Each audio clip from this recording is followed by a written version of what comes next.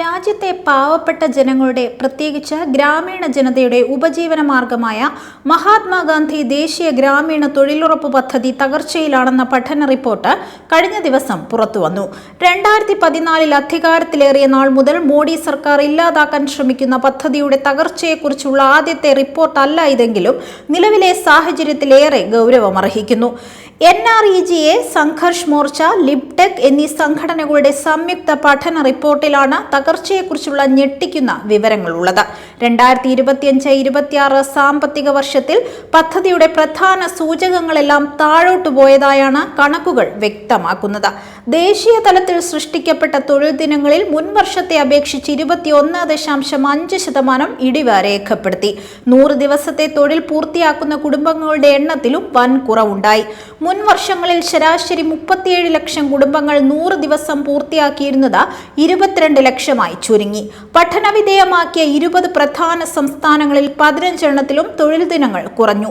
ഏറ്റവും കൂടുതൽ ഇടിവ് രേഖപ്പെടുത്തിയത് തമിഴ്നാട്ടിലാണ്, 42.8%, ഹരിയാന 41.7%, ഹിമാചൽ പ്രദേശ് 41%, തെലങ്കാന 40.2% എന്നിങ്ങനെ സംസ്ഥാനങ്ങളിൽ തൊഴിൽ ദിനങ്ങൾ കുത്തനെ കുറഞ്ഞുവെന്ന് ഔദ്യോഗിക ഡാറ്റകൾ അടിസ്ഥാനമാക്കിയ പഠനം വ്യക്തമാക്കുന്നു.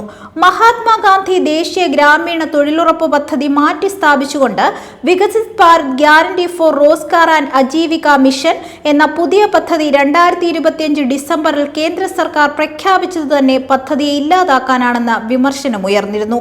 ഈ മാറ്റം പദ്ധതിയുടെ സുഗമമായ നടത്തിപ്പിനെ ബാധിച്ചതായാണ് വിദഗ്ധരുടെ വിലയിരുത്തൽ. പുതിയ പദ്ധതി നിലവിൽ വന്നതോടെ ഓരോ സംസ്ഥാനത്തും ഗ്രാമീണ മേഖല ഏതെന്ന് നിശ്ചയിക്കാനുള്ള അധികാരം കേന്ദ്ര സർക്കാരിൽ നിക്ഷിപ്തമാണ്. കേന്ദ്രം ഗ്രാമീണമെന്ന് അംഗീകരിക്കാത്ത മേഖലകളിലെ തൊഴിലുറപ്പ് തൊഴിലാളികൾ പദ്ധതിയിൽ നിന്ന് പുറത്താകും. ഭൂമിശാസ്ത്രപരമായി അർത്ഥനഗരമായി കേരളത്തെ ആയിരിക്കും ഇത് ഏറ്റവും അധികം ബാധിക്കുക. രാജ്യത്താകമാനം 12 കോടിയിൽ പരം തൊഴിലാളികളാണ് പദ്ധതിക്ക് കീഴിൽ ഉണ്ടായിരുന്നത്. കേരളത്തിൽ 30 ലക്ഷത്തോളം സജീവ തൊഴിലുറപ്പ് തൊഴിലാളികൾ ഉണ്ടെന്നാണ് കണക്ക്. ഇവരിൽ വളരെ കുറച്ചു പേർക്ക് മാത്രമേ പുതിയ രീതി അനുസരിച്ച് ജോലി ലഭ്യമാകൂ.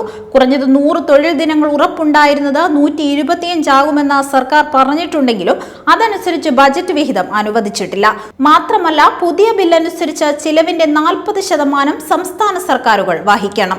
പഴയ പദ്ധതിയിൽ ഇക്കഴിഞ്ഞ മാർച്ച് 31 വരെ കേരളത്തിലെ തൊഴിലാളികൾക്ക് മാത്രം കേന്ദ്ര സർക്കാർ നൽകാനുണ്ടായിരുന്നത് 1010 കോടി രൂപയാണ്. രാജ്യത്താകെ 30,000-ലധികം കോടിയാണ് ഈ ഇനത്തിലെ കുടിശ്ശിക. ലേബർ ബജറ്റും പദ്ധതിക്കായുള്ള തുകയും ഓരോ വർഷവും കേന്ദ്രം വെട്ടിച്ചുരുക്കുകയാണ്. ആവശ്യമായതിന്റെ 1/4 തുക മാത്രമാണ് അനുവദിക്കുന്നതെന്ന് LDF സർക്കാരിലെ ധനമന്ത്രി KN ബാലഗോപാൽ കഴിഞ്ഞ മാസം വ്യക്തമാക്കിയിരുന്നു.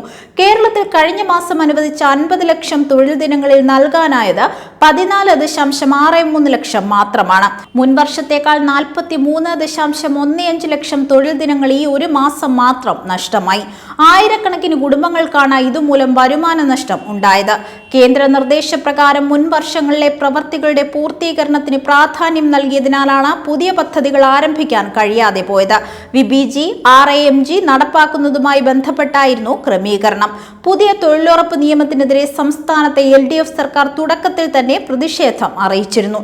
സംസ്ഥാനങ്ങളുടെ സാമ്പത്തിക സാഹചര്യങ്ങളെ ദോഷകരമായി ബാധിക്കുമെന്നും ഭേദഗതി മൂലം കേരളത്തിന് പ്രതിവർഷം 3500 കോടിയുടെ സാമ്പത്തിക നഷ്ടമുണ്ടാകുമെന്നും ബിൽ നടപ്പാക്കുന്നതിൽ നിന്ന് പിന്മാറണമെന്നും കത്തിലെന്ന് മുഖ്യമന്ത്രി പിണറായി വിജയൻ ആവശ്യപ്പെട്ടിരുന്നു. പുതിയ നിയമനിർമ്മാണവുമായി ബന്ധപ്പെട്ട് തൊഴിലാളി കൂട്ടായ്മകളുമായും സിവിൽ സൊസൈറ്റി സംഘടനകളുമായും കേന്ദ്ര ചർച്ചകൾ നടത്തണമെന്ന് NREGA, സംഘർഷ് മോർച്ച റിപ്പോർട്ടിൽ ചൂണ്ടിക്കാട്ടിയിട്ടുണ്ട്. ആധാർ അധിഷ്ഠിത പണമടയ്ക്കൽ ഉൾപ്പെടെയുള്ള സാങ്കേതിക തടസ്സങ്ങൾ നീക്കണമെന്നും പുതിയ ചട്ടക്കൂടിൽ സുതാര്യത ഉറപ്പാക്കണമെന്നും ആവശ്യപ്പെടുന്നുണ്ട്. ഗ്രാമീണ മേഖലയിലെ തൊഴിലില്ലായ്മ പരിഹരിക്കാൻ ലക്ഷ്യമിട്ടുള്ള പദ്ധതിയുടെ തകർച്ച പാവപ്പെട്ട കുടുംബങ്ങളെ കടുത്ത ദാരിദ്ര്യത്തിലേക്ക് നയിക്കുമെന്നാണ് റിപ്പോർട്ട് മുന്നറിയിപ്പ് നൽകുന്നത്.